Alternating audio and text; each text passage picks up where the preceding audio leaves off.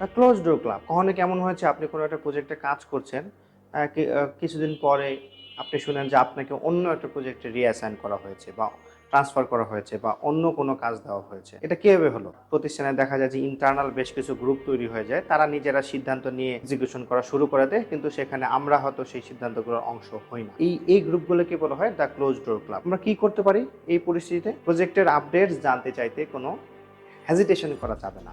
প্রতিনিয়ত আমাদের কাজের প্রোগ্রেস আমাদের সুপারভাইজারকে আমরা জানাতে পারি যে আমি এতটুকু কাজ করেছি, এতটুকু অর্জন আমার হয়েছে, বা আমি কাজের এই পর্যায়ে আছি। আপনি যদি খোঁজ পান যে আপনার প্রজেক্টই একটা আলাদা একটা গ্রুপ হয়ে গিয়েছে বা ক্লোজ ডোর ক্লাব হয়ে গিয়েছে, কিন্তু আপনি সেটার অংশ না, আপনি খোঁজ পেয়েছেন যে এরকম একটা হোয়াটসঅ্যাপ গ্রুপ আছে বা নিজেদের একটা ইন্টারনাল গ্রুপ আছে, আপনি নিজেই বলতে পারেন আমাকে কি গ্রুপে অ্যাড করা যায়, নিজে থেকেই অ্যাটাচড হতে চাওয়া যায়। আচ্ছা ঠিক আছে, কোনো কারণে হয়তো আমি লুপের বাইরে ছিলাম, এখন আমি লুপের অংশ হতে চাই। যদি প্রজেক্টে কোনো পরিবর্তন হয়ে থাকে, অবশ্যই আমাদের সরাসরি জিজ্ঞেস করা উচিত, বা আমার আমার দায়িত্বে কোনো পরিবর্তন এসেছে কিনা সরাসরি জিজ্ঞাসা করা উচিত।